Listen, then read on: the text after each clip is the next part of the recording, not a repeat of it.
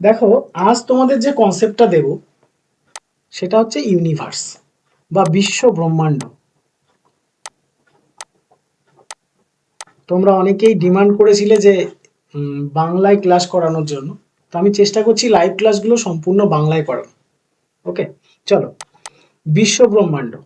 আচ্ছা, বিশ্ব ব্রহ্মাণ্ড বলতে কি বোঝায় যদি আমরা দেখি, তাহলে দেখো, আমি একদম স্মল পার্ট থেকে আস্তে আস্তে বিগেস্ট পার্টের দিকে যাচ্ছি। প্রথমে আমাদের কি রয়েছে? উপগ্রহ। তারপরে আমাদের কি রয়েছে?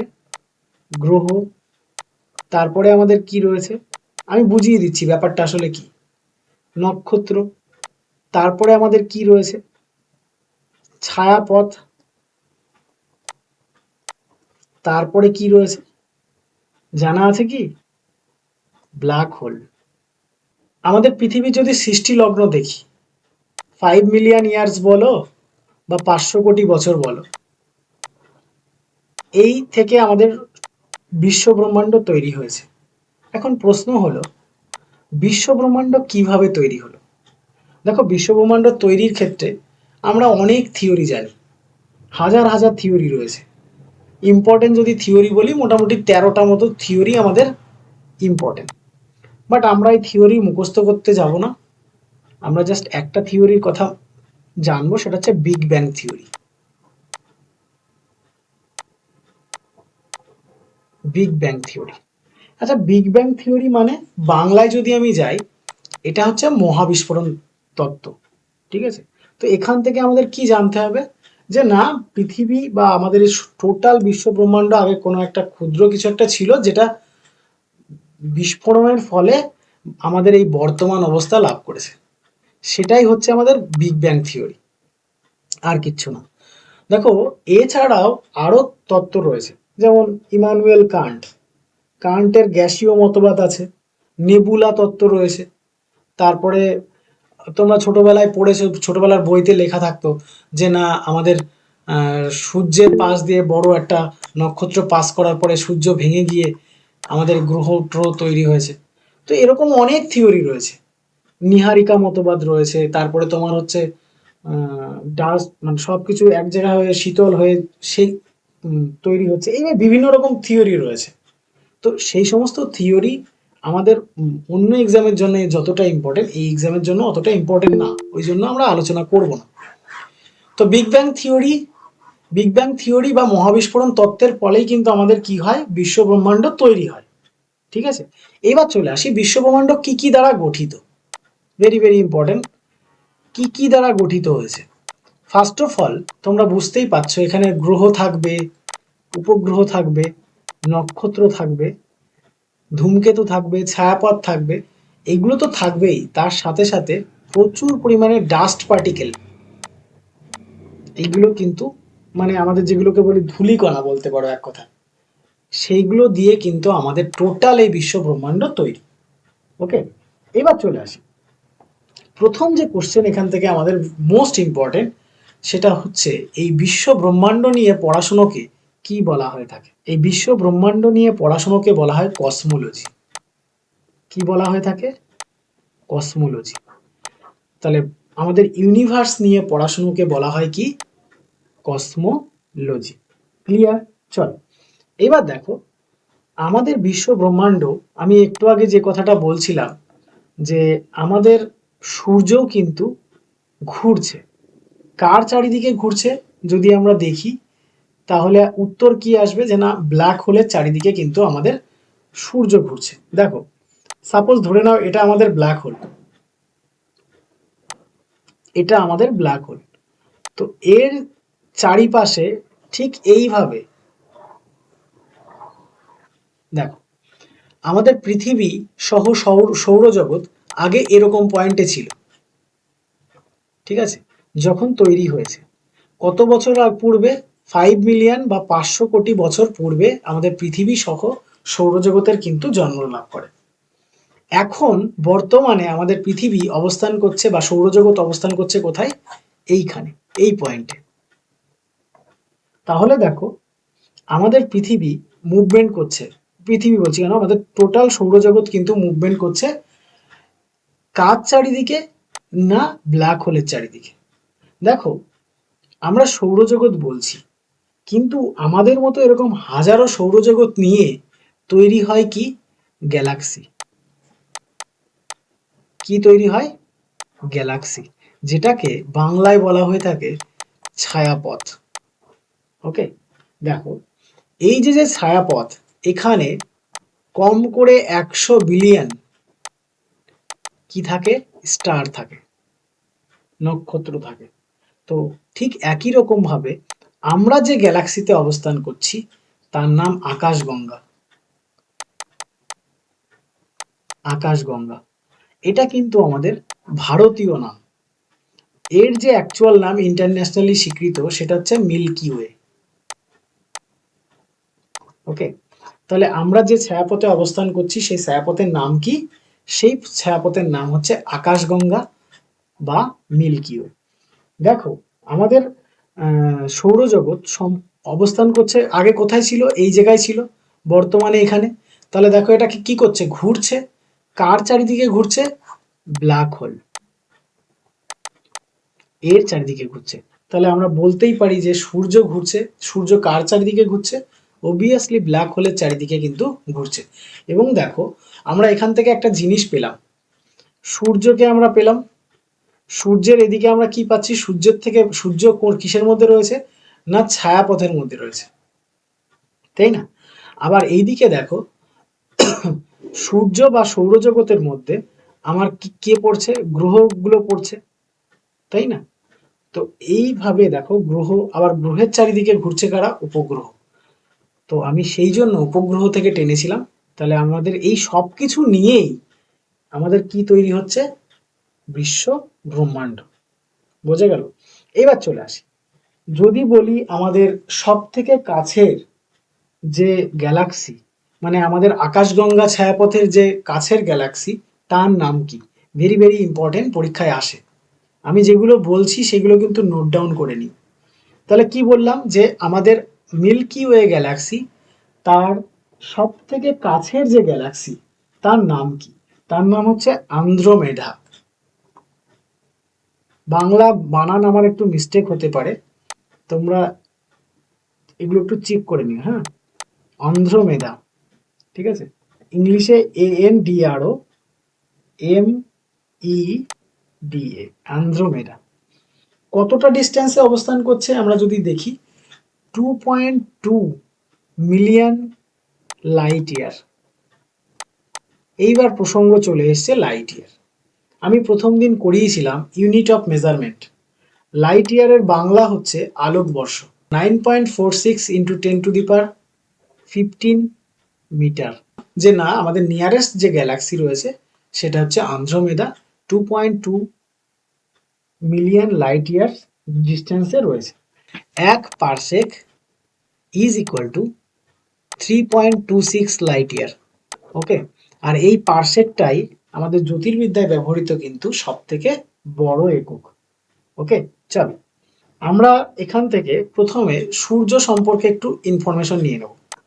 সূর্য সম্পর্কে দেখো, সূর্যকে যদি আমরা পার্টিশন করি, সূর্যকে কিন্তু 4টে ভাগে ভাগ করা যায়।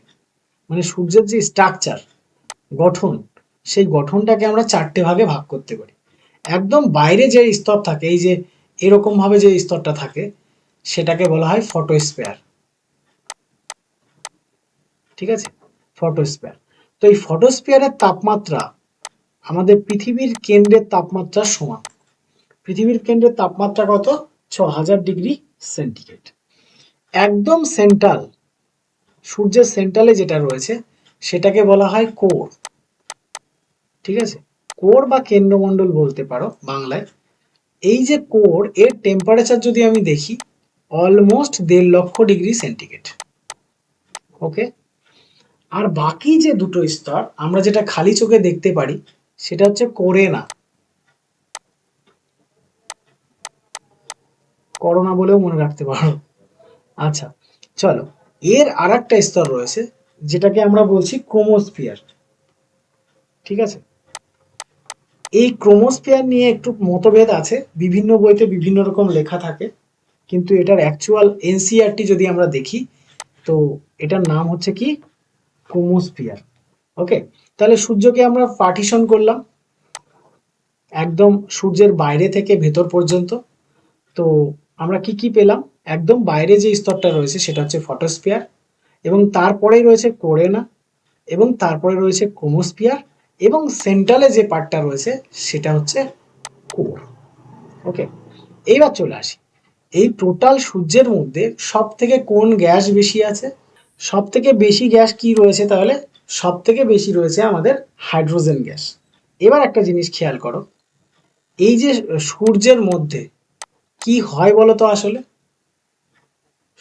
কি কিসের জন্য আমাদের এই সূর্যের মধ্যে এত তাপ উৎপন্ন হচ্ছে?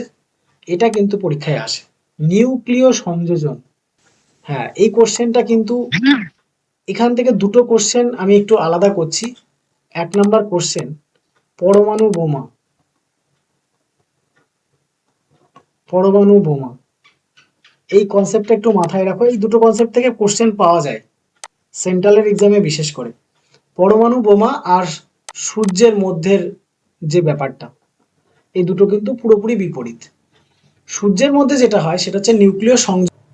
ওকে, এটা সংযোজন হয়, আর এটাই হয় কি, বিভাজন হয়। তাহলে সূর্যের মধ্যে আমার কি হচ্ছে, সংযোজন হচ্ছে। কিসের সংযোজন? দুটো হাইড্রোজেন পরমাণু কিসে পড়ে বিশ্লিষ্ট হয়ে যায়, সরি, যুক্ত হয়ে কি হয়, হিলিয়াম তৈরি হয়েছে। আর এখানে কিন্তু পরমাণু ভেঙে যায়, বিশ্লিষ্ট হয়। দুটো ক্ষেত্রেই কিন্তু প্রচুর তাপ এবং শক্তি কিন্তু বের করে। ওকে, এই এই দুটো টার্ম কিন্তু মাথায় রেখো, ভীষণ ইম্পর্টেন্ট। আমি পরে এরকম ইম্পর্টেন্ট জায়গাগুলো নিয়ে আলাদাভাবে ডিসকাস করবো খন, যে সেন্টারে যখন কোশ্চেন অ্যানালাইসিস করব তখন আমি তোমাদেরকে বলে দেবো খন। আচ্ছা, চলো, তাহলে মোটামুটি সূর্য থেকে আমরা যে ইনফরমেশন পেলাম, এই ইনফরমেশন যথেষ্ট। এরপরেও আরো ইনফরমেশন রয়েছে। এখন যদি বলো যে সূর্যের ওয়েট কত, ওজন কত, সূর্যের সূর্যও নিজের চারিদিকে ঘুরছে, তার পরিমাণ কত, কত দিন, হুম, সেগুলোও কিন্তু বলা যায়, কোনো সমস্যা নেই, কিন্তু আমার মনে হয় না দরকার আছে। এখান থেকে আর একটা জিনিস তোমরা জেনে রাখতে পারো, সেটা হচ্ছে এই সূর্য থেকে আমাদের আর্থ, পৃথিবীতে তাপ আসতে কতটা সময় লাগে। 8 মিনিট 16 সেকেন্ড। 8 মিনিট 20 সেকেন্ড ধরি, বা 8.8 মিনিট 20 সেকেন্ড ধরি, কিন্তু এটার অ্যাকচুয়াল টাইম হচ্ছে 8 মিনিট 16 সেকেন্ড। ওকে, তাহলে সূর্য থেকে পৃথিবীতে তাপ আসতে কত সময় লাগছে? 8 মিনিট 16 সেকেন্ড বা 8 মিনিট 20 সেকেন্ড, এটা তোমরা ধরে নিতে পারো। এবার দেখো, আমি এখানে আর কোনো কিছু তোমাদেরকে পড়তে বলবো না, এই কারণেই বলবো না কারণ কোনো মানে হয় না। এই সূর্যের মধ্যে যে ব্ল্যাক যে স্পটগুলো দেখতে পাওয়া যায় সেগুলোকে সানস্পট বলি। তারপর সূর্যের মধ্যে ঝড় হয়, সৌরঝড় হয়, এবং এই সৌরঝড়ের ফলে রেজাল্ট হিসেবে অ্যারোরা বেরিলিস, অ্যারোরা অস্ট্রেলিস আমরা পাই। মানে সেই বাংলায় যদি বলি, মানে সুমেরু প্রভা এবং কুমেরু প্রভা আমরা দেখতে পাই। এগুলো কিন্তু সোলার ওয়াইন্ডস এর জন্য হয়, মানে সূর্যের মধ্যে যে ঝড় হচ্ছে তার জন্য হয়। কিন্তু এইখানে আমাদের ওটা জেনে লাভ নেই। অ্যারোরা অ্যাস্ট্রেলিস বা অ্যারোরা বেরিলিস যখন আমরা ক্লাইমেট পড়বো সেখানে যেটুকু দরকার সেটুকু আমি বলে দেবো। এখানে সূর্যের মধ্যে কি হচ্ছে তার জন্য অ্যারোরা বেরিলিস বা অ্যারোরা অস্ট্রেলিস হচ্ছে, এটা জানার দরকার নেই। আর এখান থেকে কোনো ইনফরমেশন জানতে যেও না। ওকে, সূর্যের ওজন কত, সূর্যের ব্যাস কত, হ্যাঁ, সূর্যের রেডিয়াস কত, এইসব কোনো মানে হয় না, কোনো দরকার নেই, ফালতু মাথা ভারী করো না। অনেক নোটস পাবে, অনেক পিডিএফ পাবে, অনেক জায়গায় অনেক ইনফরমেশন পাবে, ওগুলো মাথা ভারী করার জন্য, আর কিছুর জন্য না। চলো, তাহলে আমরা সূর্য সম্পর্কে পেলাম। এবার দেখো, সূর্য যেহেতু পেয়ে গেলাম, এখানে পাশাপাশি আমরা স্টার সম্পর্কে জেনে নিই। দেখো, সূর্য হচ্ছে আমাদের একটা নক্ষত্র। তাহলে বুঝতেই পারছো সূর্য নিজের আলোয় আলোকিত। আমরা ছোটবেলা থেকে পড়ে আসছি যে নক্ষত্ররা কি হয়, নিজের আলোয় আলোকিত হয়। কিন্তু কেন হয়? এর কারণ কি না, এদের মধ্যে রেডিয়েশন রয়েছে বা শক্তি উৎপন্ন করার ক্ষমতা রয়েছে। শুধু যে হিলিয়াম হাইড্রোজেন এই গল্পই আছে তা না, অন্য অন্য স্টারের ক্ষেত্রে তেজস্ক্রিয় ক্ষমতা রয়েছে, সূর্যের মধ্যেও রয়েছে ভীষণভাবে। ঠিক আছে, আচ্ছা, দেখো, শুধু যে সূর্যের তাপেই আমাদের প্রবলেম হয় তা কিন্তু না, সূর্য থেকে একটা বাজে রেডিয়েশন যেটা আমাদের পৃথিবীর বুকে আসে, যার জন্য এখন দেখো বর্তমানে ক্যান্সার রোগের সংখ্যা অনেক বেড়ে গেছে আগের তুলনায়। সূর্যের কোন রশ্মি আমাদের সব থেকে বেশি ক্ষতি করে? সেটা হচ্ছে আল্ট্রাভায়োলেট রশ্মি। আরো অনেক রশ্মি আছে, কিন্তু ওগুলো আমাদের অত বেশি প্রভাব বিস্তার করতে পারে না বা আমাদের পৃথিবীতে অত বেশি প্রবলেম হয় না, কিন্তু এই আল্ট্রাভায়োলেট রেস আমাদের পৃথিবীতে ভীষণভাবে ক্ষতিগ্রস্ত করছে। বিশেষ করে যত অ্যানিমেল রয়েছে, প্রাণীদের স্কিনে যে ক্যান্সারটা হয় তার জন্য কিন্তু ভীষণভাবে দায়ী ইনি। এছাড়াও অ্যানিমেল মানে বিভিন্ন প্রাণীদের যে চোখের প্রবলেমগুলো তৈরি হয় সেগুলো কিন্তু এই আল্ট্রাভায়োলেট রেসের জন্য হয়। আরেকটা জিনিস, এই সূর্যের আল্ট্রাভায়োলেট রেজের জন্য উদ্ভিদের ক্লোরোসিস রোগ হয়, এটা কিন্তু মাথায় রেখো। এবার বলি, এই আল্ট্রাভায়োলেট রেস আমাদের পৃথিবীকে মানে এই রশ্মির থেকে আমাদের পৃথিবীকে কে রক্ষা করে জানো? ওজোন লেয়ার বা O3 লেয়ার। এবার দেখো কিভাবে এটা রক্ষা করে। কিছুই না, আমাদের পৃথিবীর বায়ুমণ্ডলের 35 কিলোমিটারের মধ্যে একটা লেয়ার রয়েছে যেটাকে আমরা জানি ওজোন লেয়ার। আমরা ডিটেলসে পরে জানবো ওজোন লেয়ার সম্পর্কে, আজকে যদি ডিটেলস বলি তাহলে মেন ক্লাসটা আউট হয়ে যাবে। দেখো, এই O3 লেয়ার কি হয়, আল্ট্রাভায়োলেট রশ্মি এসে O3 লেয়ারকে, O3 কি হয় বিশ্লিষ্ট হয়ে যায়, ঠিক আছে। একটা কার অক্সিজেনের একটা পরমাণু হয় আর একটা হচ্ছে O2, এইভাবে বিশ্লিষ্ট হয়ে যায়। শুধু তাই না, আমাদের ভেতর থেকে মানে আমাদের পৃথিবীর থেকে বায়ুমণ্ডলের দিকে আমরা বিভিন্ন রকমের গ্যাস ছাড়ি, মিথেন, সিএফসি, এইগুলোও কিন্তু আমাদের কি করে, এই ওজোন লেয়ারকে বিশ্লিষ্ট করে। যার জন্য তোমরা জানো ওজোন স্তর ধ্বংস হচ্ছে, যার জন্য কিন্তু আমাদের ওজোন হোল তৈরি হয়েছে কোথায় না, আন্টার্কটিকার উপরে। এবার বলি ওজোন হোল কখন তৈরি হয়। এই ওজোন গ্যাস পরিমাপ করা হয় ডবসন এককে। ডবসন এককে ওজোন গ্যাস পরিমাপ করা হয়। যদি কোনো প্লেসে 200 ডবসনের নিচে নেমে যায়, মানে ওজোন গ্যাসের ঘনত্ব 200 ডবসনের নিচে নেমে যায়, তাহলেই সেখানটাকে কি ধরা হয় না ওজোন গহ্বর তৈরি হয়েছে। বোঝা গেল? তো এই ওজোন নিয়ে আমরা পরে যখন ক্লাইমেট আর নিয়ে আলোচনা করব তখন ডিটেলসে আরো বেশি জানবো, এখানে কিভাবে ভাঙছে, কিভাবে ভেঙে তৈরি হচ্ছে, আমি ডিটেলসে সব জানিয়ে দেবো, কোনো সমস্যা নেই। চলো এবার চলে আসি, তাহলে আমরা সান সম্পর্কে জানলাম, সূর্য সম্পর্কে জানলাম। এর বেশি তোমরা বেশি মাথায় হেডেক নিও না, বিশ্বাস রাখো এর বাইরে কোশ্চেন আসবে না।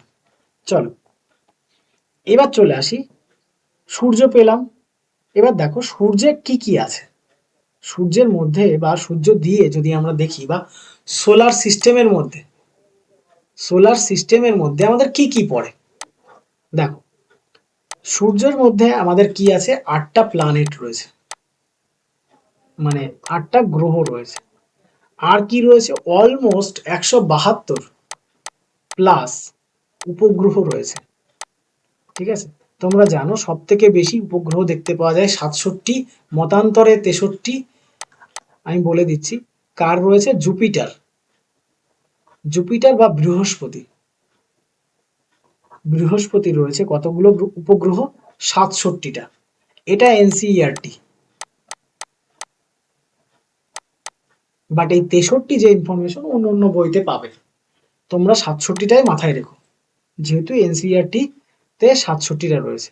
এবং এর পরেই রয়েছে সাটার্ন মানে শনি, শনির রয়েছে কতগুলো, 61/63। মোটামুটি 63টা এনসিইআরটির বইতে আছে।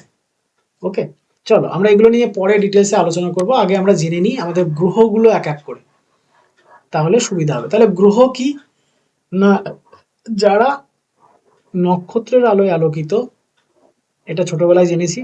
আর এখন একটু জানো যে না এইগুলো কি, নক্ষত্রের চারিদিকে ঘোরে এবং এদের নিজস্ব কোনো রেডিয়েশন পাওয়ার নেই, আর যদিও থেকে থাকে সেটা সুপ্ত, যেটা বাইরে প্রকাশ করার ক্ষমতা নেই। যেমন আমাদের পৃথিবী, আমাদের পৃথিবীর দেখো যদি সেন্ট্রালে যাও, সেন্ট্রালের তাপমাত্রা পাবে কত, 6000 ডিগ্রি সেন্টিগ্রেড। কেন এত তাপমাত্রা? শুধু কি চাপ, চাপের ফলে কি এত তাপমাত্রা সম্ভব? না, তেজস্ক্রিয় পদার্থ সেগুলো কিন্তু সবই আছে। যার জন্য কিন্তু তাপমাত্রা এটা আছে। আমি যদি পৃথিবীকে পার্টিশন করি, আমরা উপরে পাবো আর্থ কাস্ট, তারপরে একদম বিশাল জায়গা জুড়ে পাবো মেন্টাল, বা যেটাকে আমরা গুরুমণ্ডল বলি, এবং এই সেন্টার পর্শনে রয়েছে কোর, কোর বা কেন্দ্রমণ্ডল। এবার দেখো ম্যাগমার কথাটা যদি বলি, ম্যাগমা কিন্তু এইটুকু জায়গার মধ্যেই আছে। এর নিচে যদি আসি তাহলে কিন্তু আর ম্যাগমা নেই। তো শুধু এই জায়গায় যে আমাদের তাপ হচ্ছে তা না, দেখো কেন্দ্রের তাপমাত্রা যদি দেখো তাহলে 6000 ডিগ্রি সেন্টিগ্রেড। তো যখন আমি এখানে আলোচনাই করলাম, তাহলে একটা জিনিস আমি আলোচনা করে দিই এখানে। জিরো থেকে, সাপোজ ধরে নাও জিরো, আর এখানে ধরে নাও 100 কিলোমিটার, সাপোজ ধরে নাও, এই প্রতি কিলোমিটারে, 1 কিলোমিটারে টেম্পারেচার বৃদ্ধি পায় 6.5। তো এই যে তাপমাত্রা বৃদ্ধি পাচ্ছে, এইভাবে কিন্তু পুরোটাই বৃদ্ধি পায় না। এই প্রথম 100 কিলোমিটার একরকম বৃদ্ধি পায়, তারপর আলাদাভাবে বৃদ্ধি পায়। এটা নিয়ে আমি পরে আলোচনা করবো, এটা পরীক্ষায় আসে, ঠিক আছে? আমি পরে যখন আর্থ কাস্ট করাবো, বা আমাদের internal structure of the earth, মানে পৃথিবীর অভ্যন্তরভাগের গঠন করাবো, তখন আমি এই বিষয় নিয়ে আলোচনা করে দেবো। এবার চলে আসি, আমরা এক এক করে এক একটা গ্রহ নিয়ে আলোচনা করব। দেখো গ্রহের ইনফরমেশন যদি আমরা দেখি, হাজারো ইনফরমেশন হয়। হুম, আমি বলে দিচ্ছি, প্রথমে একটা গ্রহ আলোচনা করি। সূর্যের সব থেকে কাছের গ্রহ মার্কারি, বা বাংলায় যেটাকে আমরা জানি কি, বুধ। দেখো বুধ, আমি যদি ইনফরমেশন নিই, আমি 3টে থেকে 4টে ইনফরমেশন দেবো। প্রথম ইনফরমেশন, সেটা হলো 88 দিন সময় নেয় সূর্যকে প্রদক্ষিণ করতে। সূর্যের চারিদিকে ঘুরতে সময় নেয় কতদিন? 88 দিন। এটাই সব থেকে কম সময় নেয়, মানে এই গ্রহটা সব থেকে কম সময় নেয় সূর্যের চারিদিকে ঘুরতে। বুধের যদি তাপমাত্রা দেখি, সর্বাধিক কত, সেটা 500 ডিগ্রির কাছাকাছি। দেখো এই তাপমাত্রাটা কোনো কোনো বইতে তোমরা পাবে 380 ডিগ্রি, 400 ডিগ্রি। এটা নিয়ে ঘাবড়ানোর কিছু নেই, অলমোস্ট 500 ডিগ্রি সেন্টিগ্রেডের কাছাকাছি কিন্তু তাপমাত্রা কার? বুধের, ঠিক আছে? আর একটা জিনিস কি, এটা হচ্ছে সূর্যের সব থেকে কাছের গ্রহ। এটা তোমরা সকলেই জানো, কিন্তু অনেক সময় পরীক্ষার সময় মিস্টেক করে আসো। কখনো কখনো প্রশ্নটা এরকম ভাবে আসে যে পৃথিবীর কাছের গ্রহ কোনটি, সূর্য না দিয়ে দিয়ে দিল পৃথিবীর কাছের গ্রহ কোনটা। সূর্যের কাছের গ্রহ কোনটা? বুধ। তাহলে বুধের পরে আমরা যেটা জানবো সেটা হচ্ছে শুক্র। দেখো শুক্র সম্পর্কে জানতে গেলে আমরা অনেক ইনফরমেশন নেব এখান থেকে। এটাই এমন একটা গ্রহ যেখান থেকে আমাদের অনেক ইনফরমেশন হবে। দেখো প্রথম যেটা, সেটা হচ্ছে এর তাপের বৈপরীত্য সর্বাধিক। 1 মিনিট। তাপের বৈপরীত্য সর্বাধিক। এবার বলি তাপের বৈপরীত্য কি? দিন ও রাতের, দিনের তাপমাত্রা মাইনাস রাতের তাপমাত্রা, এর যে পার্থক্য, সেটাকেই বলা হয় তাপের পার্থক্য। কি হয় আসলে, এর দিনের বেলায় প্রচুর তাপমাত্রা হয়, কিন্তু রাতের বেলায় আবার তাপমাত্রা মাইনাসে চলে যায়। সেই জন্য বলা হচ্ছে, যদি আমি ধরো সাপোজ ধরে নিচ্ছি 180 ডিগ্রি সেন্টিগ্রেড, রাতের তাপমাত্রা ধরে নাও 40 ডিগ্রি সেন্টিগ্রেড মাইনাস, তাহলে দেখো এদের পার্থক্য করলে কি হবে? 80 আর 40 কত হয়ে যাচ্ছে? 80 আর 40 যদি আমি দেখি তাহলে 220, 220 ডিগ্রি সেন্টিগ্রেড, ঠিক আছে? মানে এটা প্লাস, এটা মাইনাস। এবার এদের মধ্যে পার্থক্য করতে গেলে কি হবে? মাইনাস চিহ্ন আসবে। মাইনাস চিহ্ন যদি আসে, মাইনাসে মাইনাসে কি হয়ে যাবে? প্লাস হয়ে যাবে। তাহলে এদের পার্থক্য কত হচ্ছে? Almost 220 degree centigrade. তো এটা কিন্তু কেবলমাত্র শুক্র গ্রহে সব থেকে বেশি হয়। এবার চলে আসি, এর কিন্তু বায়ুমণ্ডল আছে, এবং বায়ুমণ্ডলে কার্বন ডাই অক্সাইডের পরিমাণ সর্বাধিক, প্রায় 95%-এর উপরে। বোঝা গেল? যার জন্য এখানে অ্যালবেডোও কিন্তু 97%-এর কাছাকাছি। অ্যালবেডো, অ্যালবেডো কত পার্সেন্ট? 97%। আমাদের পৃথিবীর অ্যালবেডোর পরিমাণ কত? আমাদের পৃথিবীর অ্যালবেডোর পরিমাণ 34%। আর এখানে শুক্র গ্রহের অ্যালবেডোর পরিমাণ 97%। তাহলে বুঝতেই পারছো এত পরিমাণ অ্যালবেডো হওয়ার কারণে এটা কিন্তু সব থেকে উজ্জ্বল একটা গ্রহ। হ্যাঁ, যদি বলি আমাদের যতগুলো গ্রহ আছে সব থেকে উজ্জ্বলতম গ্রহ কোনটা? না, আমাদের শুক্র গ্রহ। সব থেকে বেশি কার্বন ডাই অক্সাইড রয়েছে, আর এই কার্বন ডাই অক্সাইডের জন্য অ্যালবেডো হচ্ছে, আর এই অ্যালবেডোর জন্যই কিন্তু এটাকে আমরা সব থেকে উজ্জ্বলতম গ্রহ আকারে দেখি। পাশাপাশি এই এই গ্রহটাকেই কিন্তু আমরা কি বলি? Evening star and morning star. Star দেখে আবার কখনো নক্ষত্রের কথা ভেবো না। এই শুক্র গ্রহকে কি বলা হয়ে থাকে? ইভিনিং স্টার এবং মর্নিং স্টার। শুক্রই একমাত্র গ্রহ যেটাকে আমরা পৃথিবী থেকে দেখতে পারি। কি বললাম? শুক্রই একমাত্র গ্রহ যেটা আমাদের পৃথিবী থেকে দেখতে পারি। এবার দেখো, বাকি গ্রহগুলো, ম্যাক্সিমাম যে গ্রহগুলো রয়েছে সেগুলো হচ্ছে পশ্চিম থেকে পূর্ব দিকে ঘুরছে, বাট এই শুক্র একমাত্র গ্রহ যেটা কিন্তু উত্তর দক্ষিণে ঘুরছে। ইউরেনাস আর নেপচুন এই দুটো কিন্তু পূর্ব পশ্চিমে ঘোরে। শুক্রের আবর্তনকাল আর পরিক্রমণকাল প্রায় সেম, মানে দিন আর বছর এর প্রায় সমান হয়। মানে শুক্র নিজের চারিদিকে ঘুরতে যে সময় নেয়, ঠিক একই রকম ভাবে সূর্যের চারিদিকে ঘুরতে কিন্তু প্রায় সেম সময় নেয়। তাহলে এখান থেকে কিন্তু একটা প্রশ্ন আসে যে কোন গ্রহ নিজের চারিদিকে ঘুরতে সব থেকে বেশি সময় নেয়? সেটা কিন্তু হয়ে যাবে কে? শুক্র। বোঝা গেল? চলো, তাহলে শুক্র আমরা পেয়ে গেলাম। এরপরে পৃথিবী নিয়ে আমি আলোচনা এখন করব না, জাস্ট একটা জিনিস আমি বলবো পৃথিবী নিয়ে, কারণ পৃথিবী নিয়ে আমাদের পরে আরো ডিটেলসে আলোচনা করতে হবে। একটা জিনিস আমি এখান থেকে বলি, পৃথিবীর ঘনত্ব সর্বাধিক গ্রহদের মধ্যে সব থেকে ঘনত্বপূর্ণ গ্রহ হচ্ছে আমাদের পৃথিবী। 5.2 গ্রাম পার সেন্টিমিটার কিউব। এই ঘনত্বের একক আমি আগের দিন করিয়েছিলাম, তো সেখানে আমি শিখিয়েছিলাম এটা, যে ঘনত্বের একক এই গ্রাম পার সেন্টিমিটার কিউব কেন। দেখো, সেন্টিমিটার কিউব হচ্ছে ঘনত্ব। কোনো একটা বস্তু, ঘনবস্তু ধরো এই যে এটা একটা ঘনবস্তু, এর কি আছে? দৈর্ঘ্য আছে, প্রস্থ আছে, উচ্চতা আছে। তাহলে যদি প্রত্যেকটাকে সেন্টিমিটার দিই, কত পাবো? Centimetre cube. আর ঘনত্বের এককে আমরা কি বলেছিলাম? গ্রাম। মানে তার যে ভর বাই কি? তার আয়তন, তাই না? তাহলে দেখো, ভর ভর কত আসছে? গ্রামে আসছে। বাই কত? Centimetre cube. তাই আমাদের এটা কি আসছে? গ্রাম পার সেন্টিমিটার কিউব। এরপরে আমরা যেটা পাবো মার্স বা মঙ্গল যে গ্রহটা রয়েছে, খুব বেশি এখান থেকে আমার জানার দরকার নেই। এটাকে রেড প্ল্যানেট বলা হয়, কারণ এর মাটিতে প্রচুর পরিমাণে কি পাওয়া যায়? লৌহ। পাশাপাশি বলে রাখি, এর বায়ু মানে এর যে বায়ুমণ্ডল, সেখানে কিন্তু মিথেন গ্যাস আছে, মার্স গ্যাস যেটাকে বলা হয়। ওকে, এছাড়া এখান থেকে আর বেশি কিছু জানার দরকার নেই। দুটো উপগ্রহ আছে, ফেবোস অ্যান্ড ডেভোস, এই দুটো জানতে পারো, অত বেশি ইম্পর্টেন্ট না। ওকে, উপগ্রহ রিলেটেড ইনফরমেশন খুব কম আসে পরীক্ষায়। তবে হ্যাঁ, একটা উপগ্রহ থেকে কোশ্চেন আসবে। পৃথিবীর মতো বায়ুমণ্ডল আছে টাইটান। টাইটানের কিন্তু পৃথিবীর মতো বায়ুমণ্ডল রয়েছে। টাইটান কিন্তু সাটার্ন মানে শনির একটা উপগ্রহ।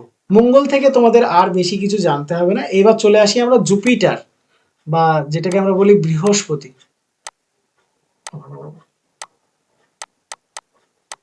জুপিটার, বৃহস্পতি। প্রথমে যে ইনফরমেশনটা আমরা জানবো বৃহস্পতি থেকে, 9.8 আওয়ার, মাত্র 10 ঘন্টা সময় নেয় নিজের চারিদিকে ঘুরতে।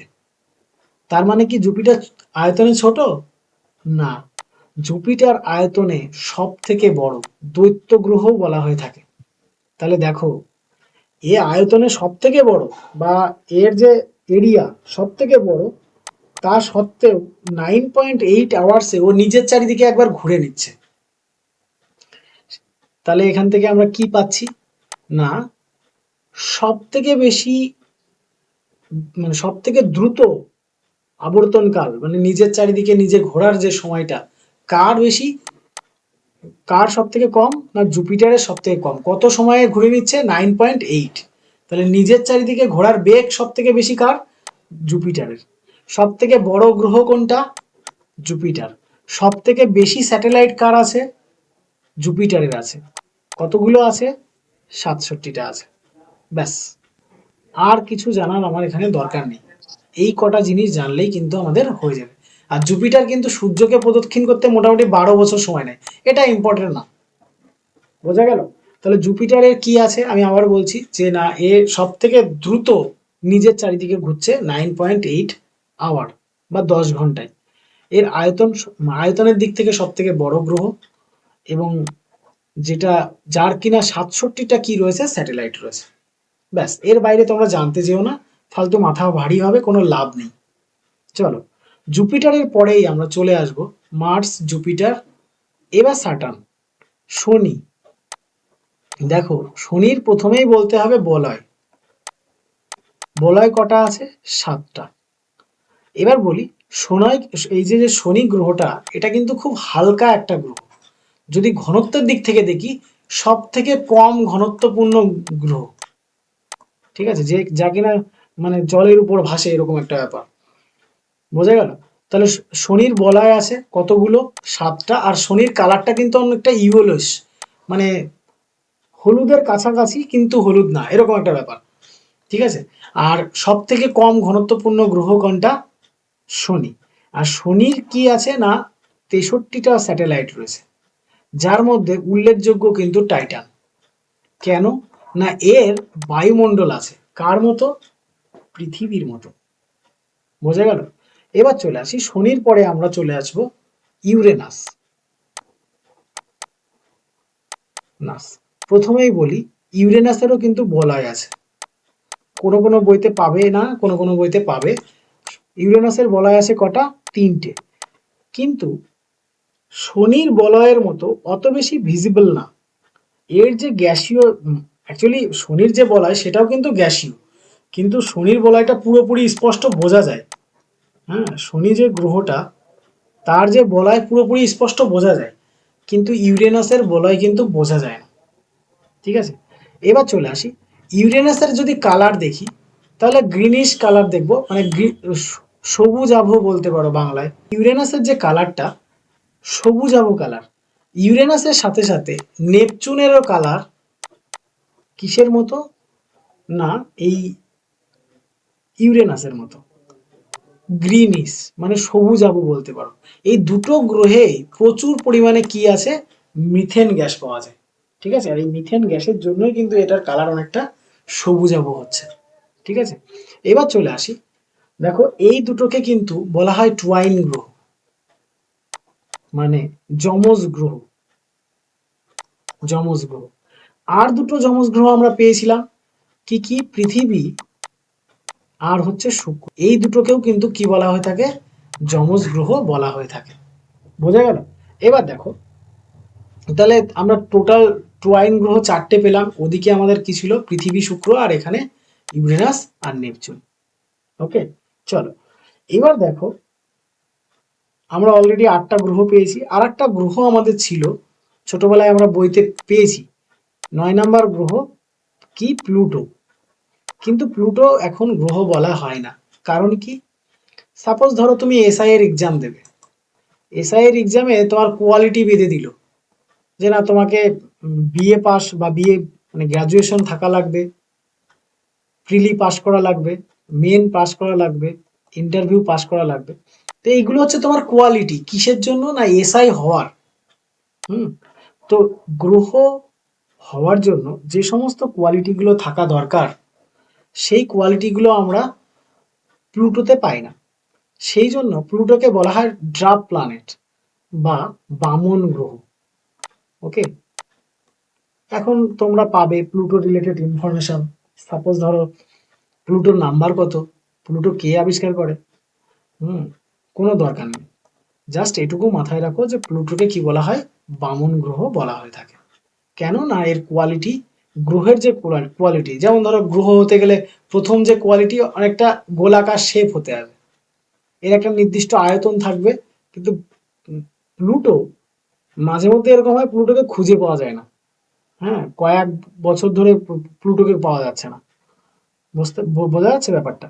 তো সেই জন্য প্লুটোকে আমরা কি ধরে নিই? বামন গ্রহ ধরে নিই।